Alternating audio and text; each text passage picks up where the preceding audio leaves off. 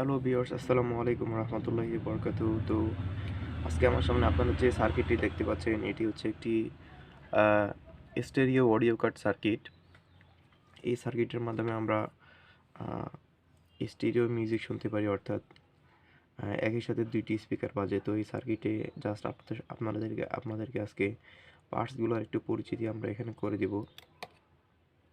তো এই সার্কিটটাতে এই যে আইসিটাতে দেখতে পাইতেছেন, এই যে আইসিটা, এই এই আইসিটা আসলে এটা হচ্ছে একটি ব্লুটুথ আইসি। এইখান থেকে স্টেরিও অডিও রিসিভ করা হয় এবং এটি হচ্ছে একটি ক্রিস্টাল অসিলেটর, কারণ এটি একটি মাইক্রোচিপ, যেহেতু অবশ্যই এর পালসের জন্য এখানে একটি ক্রিস্টাল অসিলেটর প্রয়োজন হবে।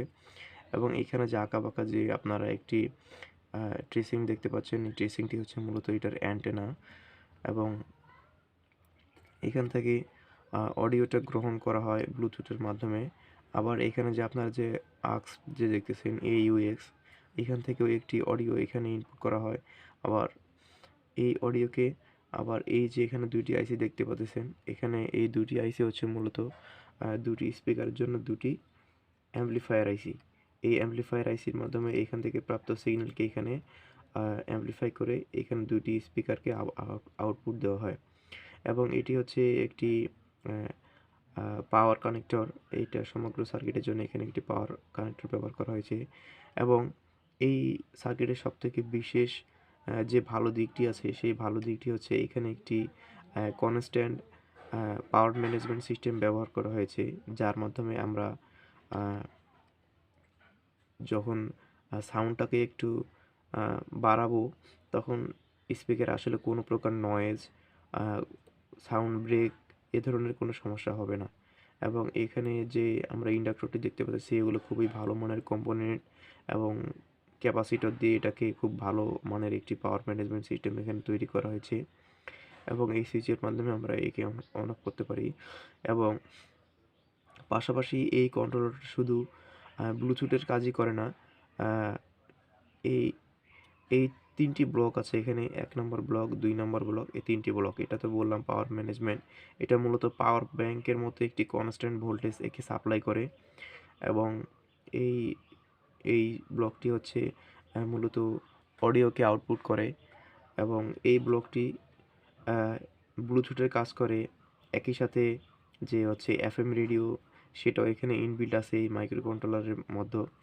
এবং সেই সাথে হচ্ছে যে আপনার এই যে এই 7 সেগমেন্ট ডিসপ্লেটা যে আছে, এই 7 সেগমেন্ট ডিসপ্লেকে সঠিক আউটপুট দেওয়ার জন্য, অর্থাৎ একে ম্যানেজমেন্ট করার জন্য এখানে একটি যে ডিসপ্লে ব্যবহার করা হয়েছে, এই ডিসপ্লেকেও সে একই সাথে নিয়ন্ত্রণ করে। এবং এখানে যে এই মাউথ স্পিকারটি আমরা দেখতে পাচ্তেছি, অর্থাৎ যেহেতু এটা ব্লুটুথ কমিউনিকেশন সিস্টেমে কাজ করে, আমরা চাইলে সরাসরি এই বক্স থেকে কেউ যখন কল করবে, এই বক্সের মাধ্যমে আমরা কথা বলে আমরা কারো সাথে কমিউনিকেশন করতে পারি। আর এটা হচ্ছে একটি ইউএসবি। এই ইউএসবিটা যে ট্রেসিংয়ের মাধ্যমে দেখতেছেন সরাসরি আইসির সাথে কানেক্টেড আছে।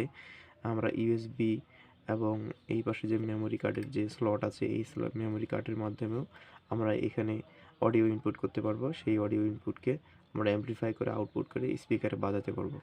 তো এটি হচ্ছে একটি মূলত চায়না কার্ড। যদি এটি চায়না কার্ড, কিন্তু এটি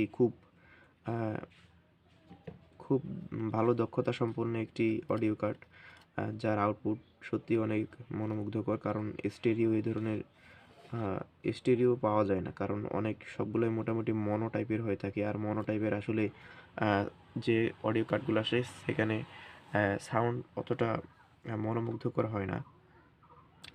আর এই যে এখানে যে আপনারা এই যে কন্ট্রোলারটি যে আছে, এখানে যে আপনারা যে ট্রেসিংটি দেখতে পাচ্ছেন, এটা এই পিস দিয়ে ঢুকে এই পিস দিয়ে এদিক দিয়ে বের হয়ে আসছে।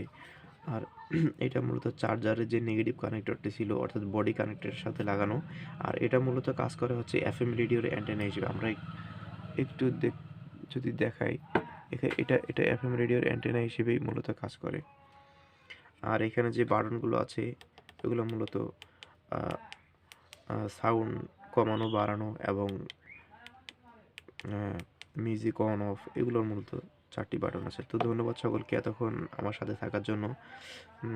এগুলো একদমই আসলে বেসিক লেভেলের জিনিস। তারপরও মাঝে, মাঝে দেই যাতে আপনারা একটু আ কিছু নতুন কিছু জানতে পারেন। এখান থেকে যদি একটা নতুন কিছু জিনিসও আপনি জানতে পারেন, তাহলে অবশ্যই আ কমেন্টে জানাবেন এবং আপনাদের কমেন্টগুলোই আমাকে নিত্য নতুন ভিডিও দিতে উৎসাহ করবে। সবাই ভালো থাকবেন, সুস্থ থাকবেন। আল্লাহ হাফেজ।